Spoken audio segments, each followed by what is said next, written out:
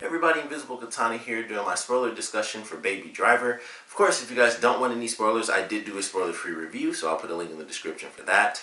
But getting right into it, I really enjoyed the music and the sequences and how everything matched up for this film. I think that was like the driving excitement for this movie, and as far as creativity, like, you know, the heist stuff, we've seen heists before and it's all done really well and it's cool to watch. But as far as like what makes it unique is matching up the heist to music and having these songs play and having Baby, you know, time everything out to the song, like when they do, like when Jamie Foxx first comes in as Bats, and the heist, you know, they start arguing about the Mike Myers mask, which I thought was really, really funny because he pulled the mask and I was like, this is Mike Myers. So that was a great argument. I thought that was really funny. But, you know, him timing everything up, he's like, you know, hold on, I gotta start the song over because, you know, they were arguing, so they, you know, they threw off the timing for the music. So I love the way that they incorporated the music. My favorite sequence has to be the coffee scene, the first coffee scene where everything's timed up to the song and he's, you know, dodging people and dodging cars like just at the last second and everything. But as it goes through, you see like the lyrics are showing up on stuff. Like there are parts where it says like, yeah, yeah, yeah, and it'll be graffiti behind Baby, and it's like you see the graffiti in the background, or it's like something etched onto like a telephone pole or whatever, and it'll just say like got you or whatever. It'll be like two words from the lyrics that are being said, and I love that. I was like, that's a really cool idea. And then we, you know, the simplest little things, people arguing, fits, you know, with the music, and I was like, that's really cool. And you know, some stuff was more obvious than others, like, you know, someone might be pushing buttons in and it obviously times to the music, but then there'd be arguments, like I said, where it's like, that doesn't seem like it would fit because it's like actual words in the middle of this song where they're speaking. But there are parts where it's just the music and the person's arguing with someone else or talking on the phone, and it's like, yeah, that kind of fits. Like, it wasn't 100% perfect, but it was like, it definitely works. You know, and I've never seen it before, so it definitely works better than the non-existent times I've seen that happen. So I thought that was really cool. I love that opening coffee sequence and him, you know, walking down the road. And of course, the opening to the film is really great too, with bell bottoms, like the very opening sequence. And I thought that was really cool as well. And him, you know, speeding through and stuff. A lot of that I think was actually from the trailer, like where they show like all the chases and stuff. I think all of that from the trailer was, I believe, like the very first heist that they pull off. But it was really cool. I really love the way they tie the music together. Another great part, there are like three parts that really stick out, and it's the first two scenes, and then the part where Bats kills the cop, and then there's like the crazy shootout, and people like bounce up and they'll shoot the guns like three short bursts and then duck back down. And I guess technically that happens at the end as well with Darling and stuff, when she's shooting at the cops, and she'll shoot like a couple of shots and then, you know, it stops with the music and stuff. So I really love those scenes because it's just like, that takes time. You know, it takes so much time to do that. And of course they could just edit it together, but you know, it's just like, man, to have that idea and have, you know, pick out this specific song and have it go, you know, with this specific action sequence, it was just really, really cool. Like, I love seeing that the whole way through. And there are parts where, you know, it might kick in and you might not even really be thinking about it, because, like, especially the scene with Bats, I don't think I noticed for, like, maybe the first minute or so. I didn't realize it was syncing up, just because I was like, you know, mostly because of Bats as a character, he was just effing nuts. So I was like, he just killed this dude and he set off like this crazy chain reaction. So I wasn't thinking about the music until like a minute after, where there's still, you know, a lot of people are still alive. And I was like, oh, okay, you know, now that I'm hearing it, I'm like, okay, it's like boom, boom, boom. And it's like, you know, three short bursts with the, you know, like machine guns and stuff, ties in with the music. So I really loved that the whole way through the film. The characters themselves I thought were pretty cool. I thought Baby and Deborah, I thought they were interesting. Of course, them being like the normal characters, I guess is the best way to put it, compared to everyone else at least. I thought they were interesting, you know, watching them kind of just go through. It was nothing like super special or anything like that. And Deborah was, you know, she's like the waitress. It definitely had, and they, you know, they kind of show this twice with sort of that black and white style with the old car, like that 50s idea. Like, he's going to a diner, you know, and it's like, you know, they bring up the idea that his mother may have worked there and stuff like that. But he's going to like this 50s diner pretty much, and he meets the, basically one of two people that work there apparently, or one of three, because it was like the chef and then Deborah and then like one other woman actually worked there, it seemed. So like he meets like the one girl that's, you know, always there to see him and stuff like that. So it was kind of like, it was almost comic booky in itself, just a little bit, like their relationship and how they meet and stuff like that, and them getting to know each other. Neither of them really have anything, you know, kind of worth keeping around, that sort of deal. For the most part, at least, because of course Baby does have like his foster dad and stuff like that. So it was interesting watching them, and it was like, you know, not really the most important element of the film, even though it was driving the main character. it was just like, that was the slower part of it, even though I didn't hate it or anything like that. It was just like the slower portion, and it was kind of just like, this is what I do when, once she ends up finding out, it's like, this is what he's involved in, and she kind of sticks around with him, and it's just like, no big deal. There's kind of nothing to it as far as any real change from her character, so I could, kind of see that as an issue. I'd heard that before, and when I was watching it was kind of like, for me, it was just like, it fit to me simply because of the movie that surrounded it. Like, with the crazy characters that they're having in these heists and stuff, her being this person where it's just like, oh, he's a criminal and stuff, and that not really having any effect on her, it didn't really bug me. Like, in other movies, it might bother me, but as crazy and over the top as this movie was, I was like, I feel like that just works. It's like, it's almost like a different part, or like a different universe almost, where it's like the world's just a little bit crazier, and it totally works in the film. So that's kind of how I felt when I was watching it. It didn't really bother me that she seemed to kind of go along with him no matter what, like even after finding out he's like this horrible criminal and stuff. It's just like, no big deal for her, and I was like, not that big of a deal to me either. So I can see that bothering some people, but for me it was just like, I didn't really mind it whatsoever, simply due to the fact that everything leading up to like her finding out that he was actually a criminal is just absolutely insane. You have these crazy people coming together, crazy, heists. Some of them, most of them go right, but you have the second heist when Bats shows up with the other two guys, and that ends up going wrong because they have the dude in the like the security dude that was like off in the truck kind of watching them. So it was, little stuff like that where it's like, things play out in this movie and characters kind of get crazier and crazier as things go on, and you bring back I think the guy's name was Buddy. So Buddy and Darling, you bring the two of them back, and then Bats is effing insane. So it's like, these personalities clashing.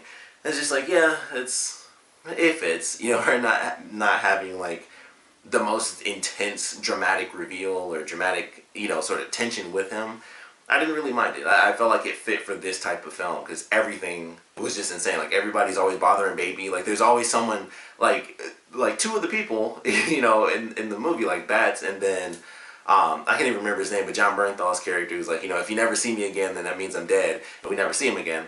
And so, he was bothering Baby in the beginning, like he's slapping his glasses off and stuff like that, and Bats comes in, and it's just like, if he gets it done, he gets it done, but Bats is like on his effing case the whole time, and then, he wants to kill people left and right, that sort of thing. So eventually that kind of ticks Baby off, like, by the time we get to like our final act, and that's when things kind of, went off the rails, and it was like, I did not see this in the best way. I think it went off the rails in the best way because I just assumed Bats was going to be like the main issue because he was effing insane. He was always doing some random stupid thing, and like shooting the cops because he assumed they're cops, so we were gonna get busted or whatever, and just a bunch of random issues. He's arguing with people. He steals. They're about to do a heist in the morning, and he risks stealing a bunch of gum in the middle of the night from a gas station. It's like, sure, it's a tiny thing, but it's like when you're doing stuff like that, you can't just be going around stealing gum. Like it just doesn't make sense. He's just stealing everything, and he's trying to like kill people. Like when they go to the diner,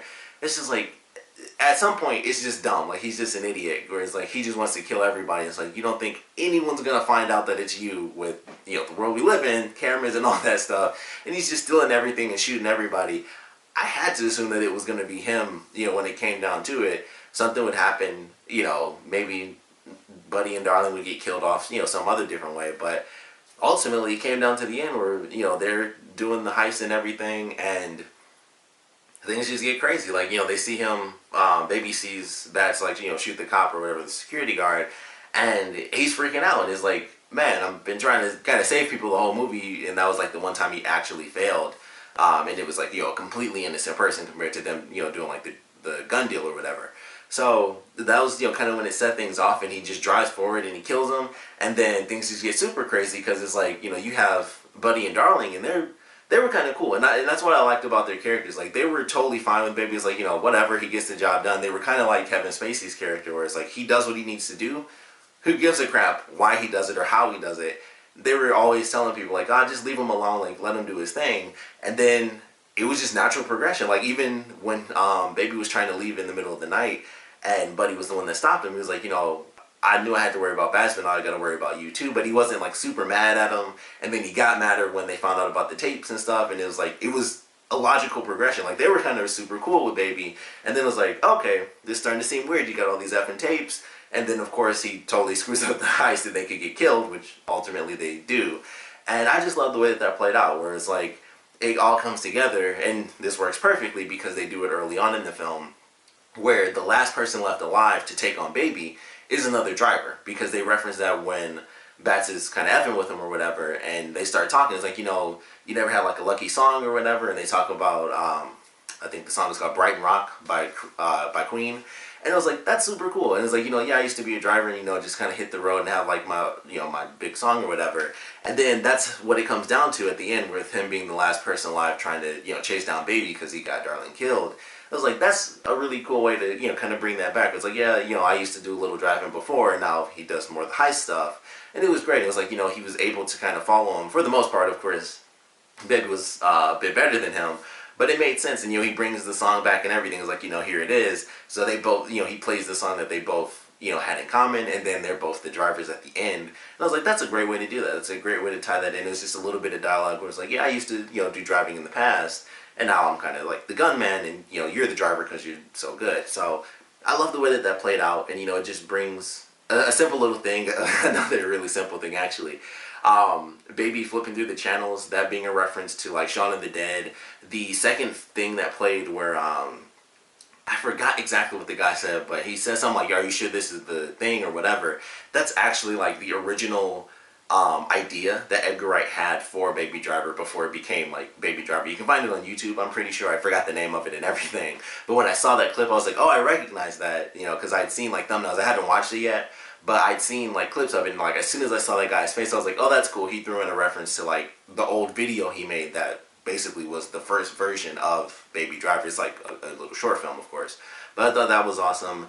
Like I said, the Shaun of the Dead thing where he's flipping through the channels and stuff, but they also have the Monsters Inc. thing where Baby was listening to the conversation that Mike and Sully were having, and he references that at the end, and Kevin Spacey's like, you know, stop giving me lines from Monsters Inc. And I thought that was such a funny thing, because I was like, what in the world is he talking about? And then I was like, oh yeah, he watched it in like the beginning of the film. I wasn't even paying attention that, you know, that's what he was saying during that line. But I thought that was awesome. I was like, that's, you know, little stuff that happens early on, it does get brought back. And that's, you know, that's just what happens with like Edgar Wright films. That always ends up happening some way, shape, or form. Something that was like, oh, this little thing, it comes back. Either it's a reference to something else, or it's meant to be there because it's going to come back later. So of course I love that sort of stuff, but it was really cool. You know, I really loved the way things ended out. And one thing that I really enjoyed was the way that things ended with Buddy. And I thought things were going to change for like a split second. I thought they were going to change, because when they go through all the madness and stuff and he jumps out of the car just as, you know, it flips off the railing, he talks with Baby, and he's like, you know, you took something that I love, and now I have to take something that you love. And I thought it was going to switch up again on me, because he shoots him, you know, he shoots the gun next to his ears to basically try to make him go completely deaf. And I was like, oh, he switched it up at the last minute, like, you know what, I won't kill the girl, I'll make you deaf. But he does that, and then he still tries to kill the girl, and I was like, oh no, he's still doing that. But I thought that was, you know, just, it's like that added little bit of torture. But I thought that was really cool. I like the way they did that. The ending I thought was interesting too, you know, the way that it goes through, and ultimately they do get caught, and they kind of, you know, it's not that big of a deal. They skip the 5 years and everything, and then he gets out, and they do ultimately, you know, kind of move along. But I thought it was interesting. I was like, okay, so he, you know, naturally he did actually get caught. He goes through the trial. You know, they have his foster dad. They have the woman that he stole the car from, where it's like, you know, he actually gave me my purse back and said he was sorry. And then the woman from the bank, where she's like, you know, he seemed like he was warning me not to go in, like something bad was about to happen. So I like the way that that played out as well. It was like, okay, you know, he got sentenced to the 25 years because he was a part of this heist, and, you know, many others, I'm sure they were able to connect to it, even though they didn't talk about it. But he did ultimately get, you know, the 5 years with the parole, let's say probation. But he ultimately got out after 5 years, and, you know, she waited for him the whole time and stuff. And they kind of just, you know, go on their way, and they drive down, and they just have their cool car, and they leave.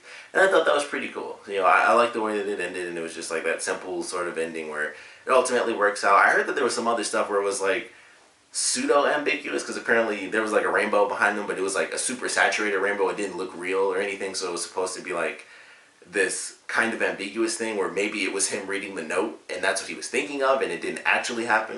So I'd have to kind of watch the movie a second time to really get that, because I was just kind of going through. I was like, okay, you know, they did the 5 years, he got the letter, and then, you know, 5 years later he gets out and then they leave, and that's just what I thought happened. But when I heard other people mention like, oh, it may have not actually been what happened, I thought that was interesting. So I'd have to check it out again to see, you know, how weird it may or may not look, because I didn't even notice a rainbow. I was just, you know, they drove off, it went from black and white to color, and they drove off, and I just assumed that's it. You know, that's how it ends. Ultimately, he got 5 years, and then they were able to kind of go on and live their lives. But I'd have to watch it again to see if there's some other little things in there I missed that leave it as kind of like almost a dream sequence as an ending, and not the actual ending with him, you know, actually getting out after 5 years. So I'll have to watch it again to see that, which I don't mind, because I've been thinking like I might want to see it again. I'm just super poor, so I don't know if I will until it's eventually like on cable or, you know, like DVD or whatever.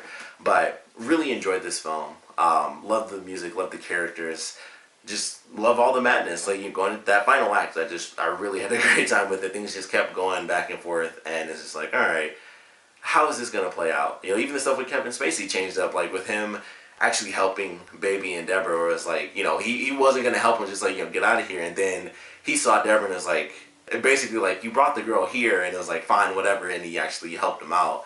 So I thought that was interesting. It was like a little thing, like him being in love or whatever, or having been in love once, you know, that sort of thing, and that's why he actually ended up helping him out. And plus, I think he actually cared. Like, it was one of those things where he was always kind of a dick, but you could kind of tell that he actually did care about Baby. Like, that was kind of his thing. It was very interesting. Like, they don't touch on it that much, but you can tell where it's like, I don't do, you know, he'd always kind of blackmail him or force him into doing stuff, but there'd be like little moments where they're talking, and it's like, you can tell he cares. Like, he wants this kid to like almost love him a little bit and like actually be his son. You can kind of tell a little bit through like certain parts of the film. And it was like, you know, that kind of makes sense to me that he would do that, because like I was noticing like just little stuff. I was like, I could tell, like, he really wants this kid to be around. He wants him to just be with him like all the time. He wants this kid who he was forcing to work to want to work for him, and like you could tell that through certain parts of the film. So I was like, it kind of makes sense that he'd save him, like especially, you know, when he was by himself, he's like, whatever. But then it's like, I do care about this kid a little bit. Plus he brought like the innocent girl, and it's like, well, crap, now I actually have to help him. So I thought that was pretty cool. I actually liked the way that played out. I know some people probably wouldn't think it made sense, but personally speaking, I felt like I was seeing some stuff where it was like, I can tell he cares, you know, a little bit more about him, you know, little stuff like that. So I really enjoyed it. Loved his nephew, by the way, the scene where they go into the bank, and Baby's like trying to, he's kind of like super slow, and the kid just tugs on his shoulder, and he's like, you know, this is what's happening, like everything that was happening there. So I thought that was really funny. And him saying like, you know, you have a peppermint with my name on it. Just little stuff like that. Kid was really funny to me. So I love that whole sequence. But it was just really good. I really enjoyed the film. Speaking of the bank scene, that's another part with the music. If there's no music, it was that little ringing because of the tinnitus. I thought that was a great touch to the film, and that only shows up during a couple sequences, like when he's at the bank, I believe when he's confronted by Bats and Buddy. I think they do it there as well with the tinnitus. I couldn't really remember. I think that scene may have actually been completely silent and it was just dialogue. I'd have to see it again. That's like one of the scenes I don't remember if they did the tinnitus thing with like the low ringing, but it wasn't as big of a focus as it was in like certain other sequences where his earbuds are out. But I think during that sequence, it was like complete silence. So that was like another moment where it's like, oh, there's no music and there's no ringing. I don't believe. Like I said, I'd have to go back and check for that one, but I like that idea. You know, of course, him having tinnitus, that's what tinnitus is. Like, you have that ringing in your ears permanently, so he needs other sounds to kind of drown out that music. I actually have that a little bit, like when I'm sleeping at night. It's not as bad as that, like how they have it in the film, but I have like that little thing. It's not like completely silent, but I get to sleep. It's not that big of a deal for me, but it was just interesting. Like, I love the way they utilize that sound. Like, if he's not drowning it out with the music, it's just that ringing. Like, whatever he's focusing on, it's silence and he's looking around and focusing, but that ringing that's all you really hear. So I thought that was cool. I like that touch where, you know, it shows up periodically throughout the film. But overall, really love the movie. Really great film. Love the heist, love the comedy, love the characters, as crazy as they were. And as scary as certain scenes got, especially with Bats, because it was like, certain points, like I said, just dumb. It's just like, I don't know.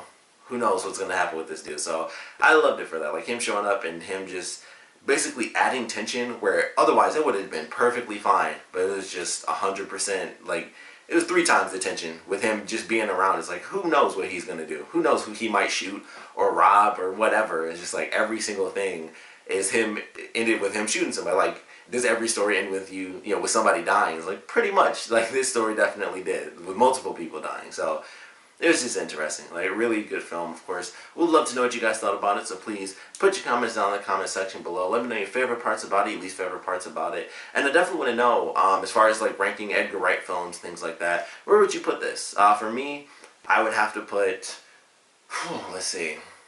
It's hard to say. I really love Scott Pilgrim, but I think Hot Fuzz still might be my number one. Like, Hot Fuzz, I think is like perfect 100%. Like, it is super freaking funny, but it actually has really great action, and there's just like so much perfect stuff in there. It's just like, Hot Fuzz is like at my number one.